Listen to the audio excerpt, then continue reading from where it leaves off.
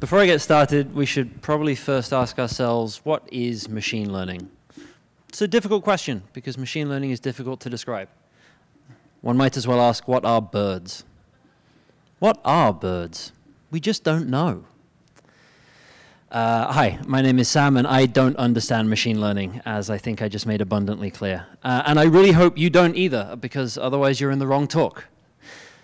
Seriously, if you do understand this stuff, then you should probably just leave. It will be embarrassing for all of us if you stay. And by all of us, I mean me.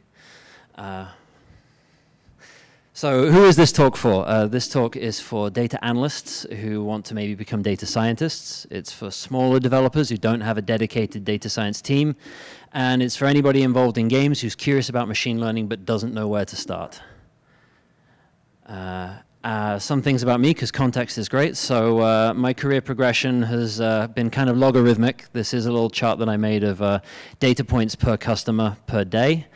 As you can see, it's moving up like that. The human heart beats somewhere around 100,000 times a day, so I think something in heart rate monitoring is maybe a good next step for my career based on this progression.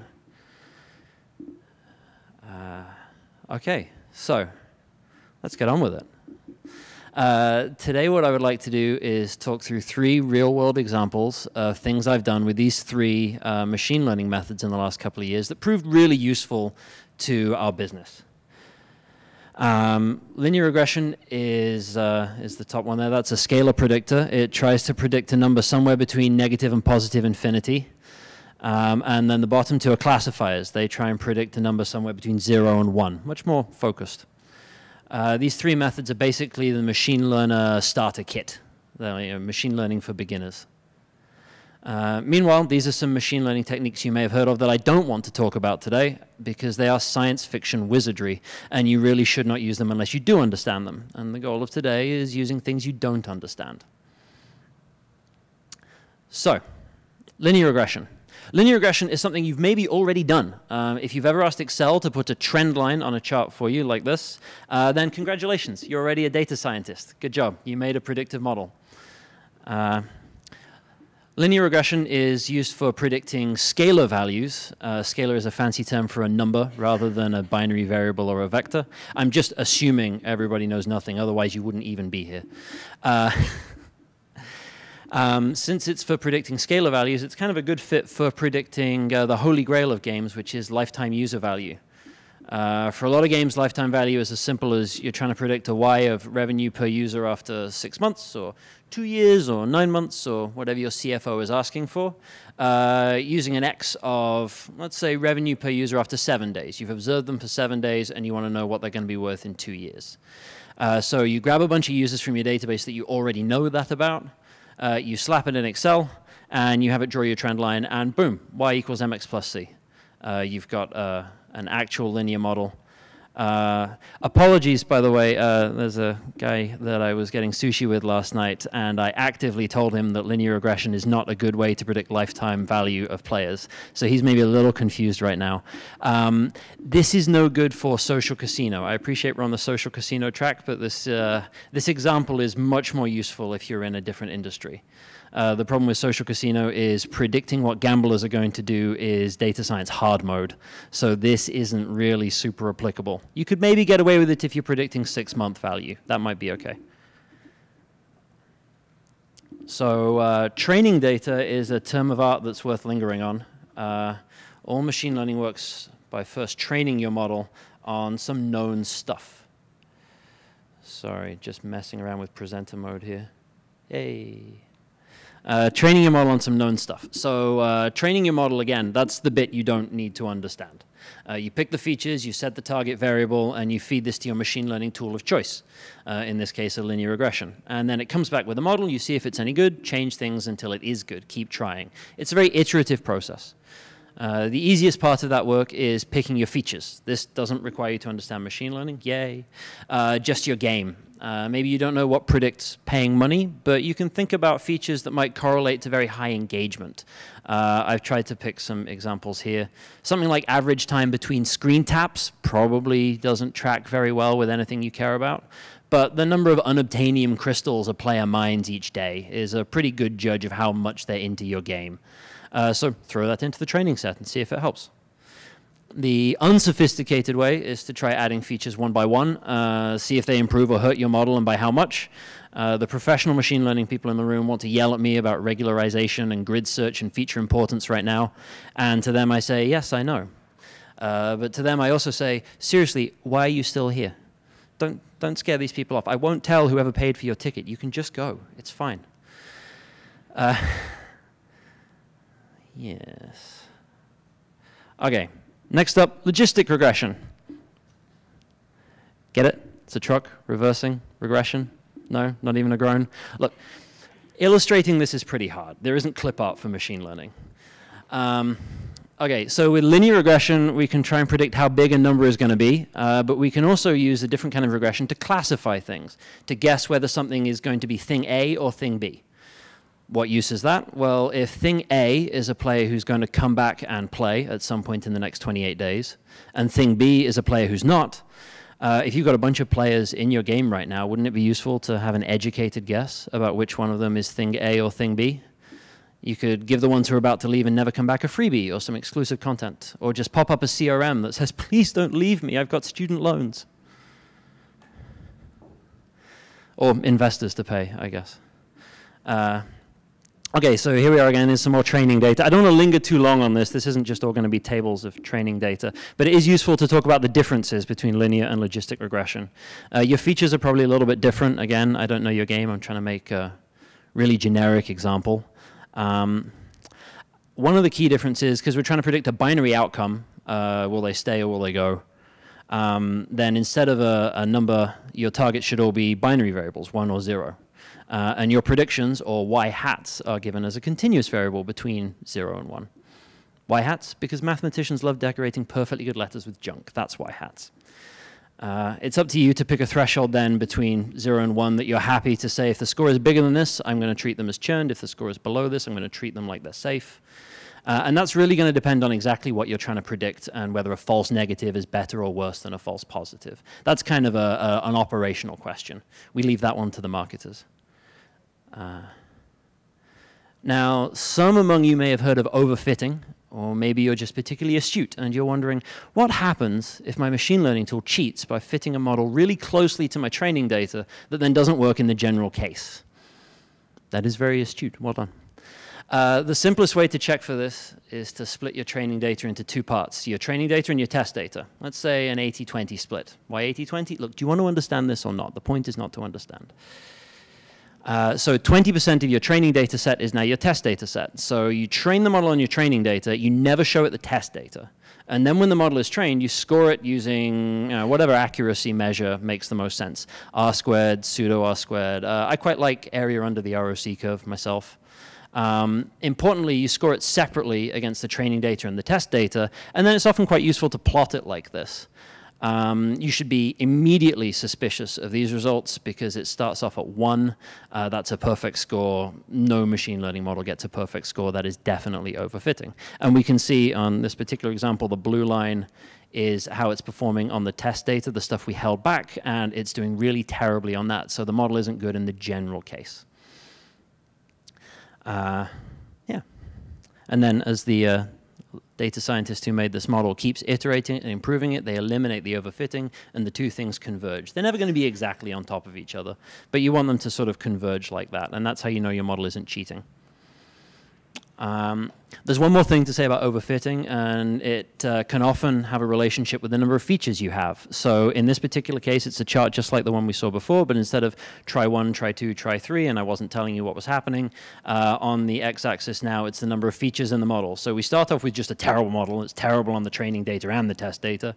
It gradually gets better as you add more features, and then as you keep adding them past the point in the middle, you find that it starts to overfit. It's got enough data now that it can start to cheat.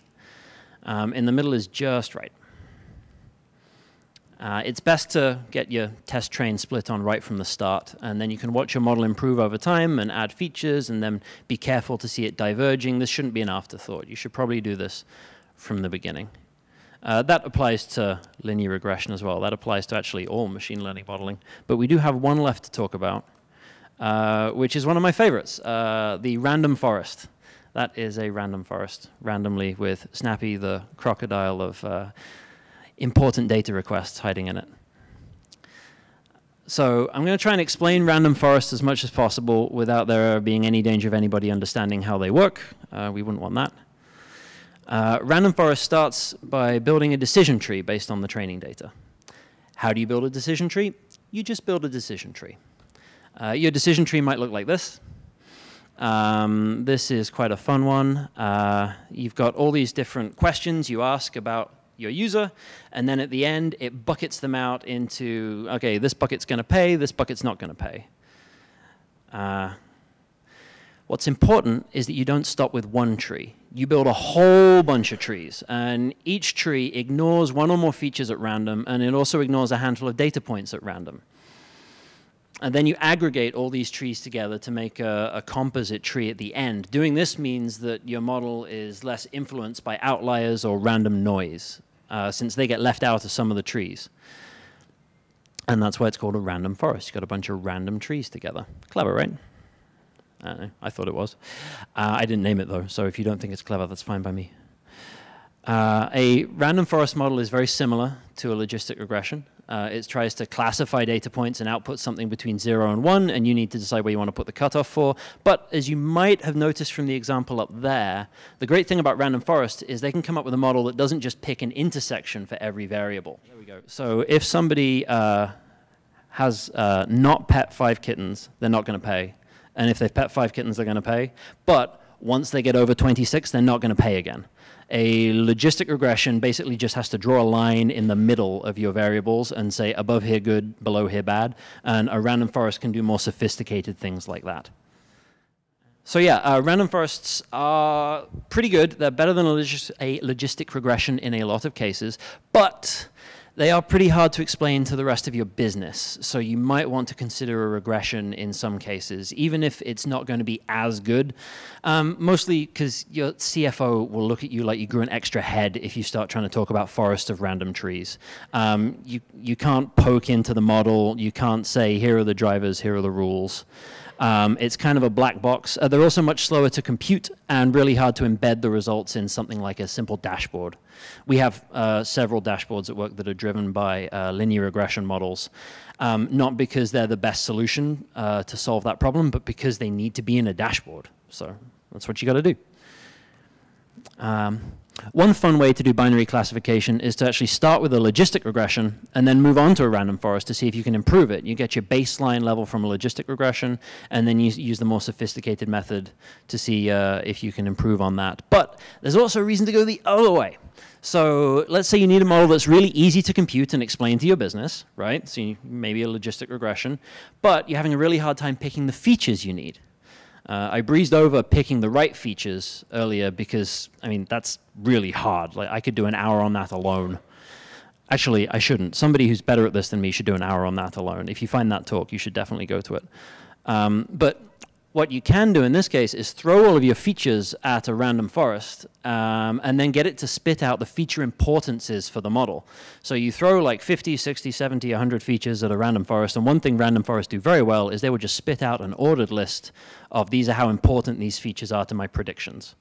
And then you can take just the top 5, 10, I don't know, play around, just the top features from that model, and then that's a really good starting point for your logistic regression.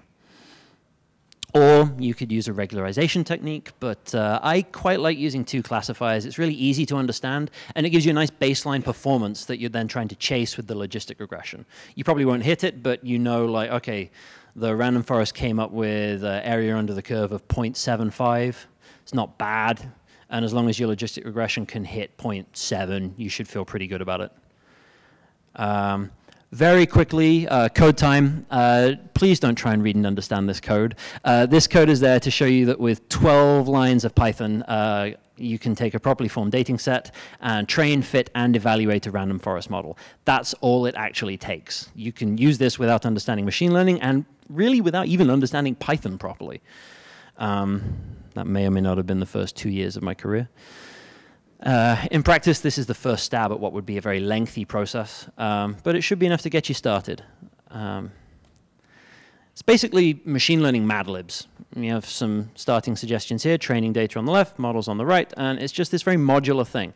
The great thing about modern data science tool sets is once you've got the data set together and trained one model, it's really trivial to just throw it at more stuff, throw more models at it, see if that one does any better. Not getting good performance from your logistic regression, try a support vector machine. Linear regression, not cutting it, try Lasso or Ridge. As you develop an understanding, there are definitely ways to make an educated guess as to what classifier is going to be best, but understanding isn't that necessary, so just try them all and see what does best.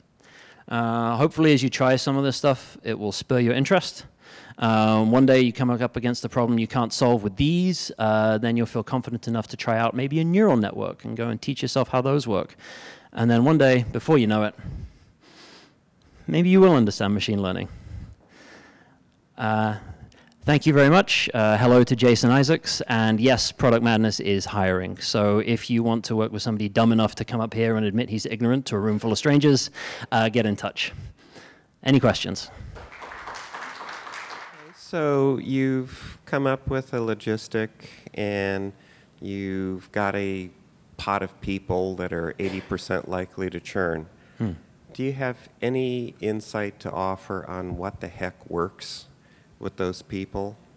I mean, there are any number of times I've handed people something, and then what? So to clarify, you're suggesting I've predicted, like, okay, this group of people are 80% likely to churn, and then what works with those people? Do you mean as in what will help prevent them from churning? What kind of an offer? Oh, what kind of an offer? I mean, that's really going to depend on your game. My experience with this is in social casinos, so obviously my first thought is to throw free coins at them. Maybe you have a secondary currency, maybe you've got some early access. But it really is going to be, I mean, that's what I like to call a product decision, which is my way of saying, go away. I have my job to do. Product manager, go do yours. Sorry. But there is a product manager sat right behind you, so you could maybe ask him. Anybody else? Last time I did this, I got questions on British politics. I'm not going to answer any of those today, though. Sure. So if we've understood everything in this talk today. No understanding. Fair enough. What are the next concepts you would suggest looking into? Like, what did you cut out of this talk? Oh boy, what did I cut out of this talk? Loads more dumb jokes for a start. Seriously, there was a whole Harry Potter bit that was mercifully left out. I mentioned a couple of them. So Lasso and Ridge regression is a much more sophisticated way than just, trend line in Excel.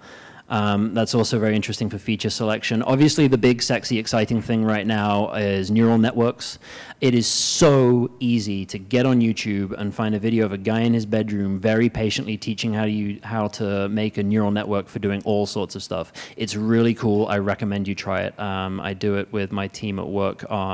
Friday lunchtime, we do like a little lunchtime learn thing where we all sit on the couches and watch these YouTube videos, and it's very educational. That's a good next step. Hi.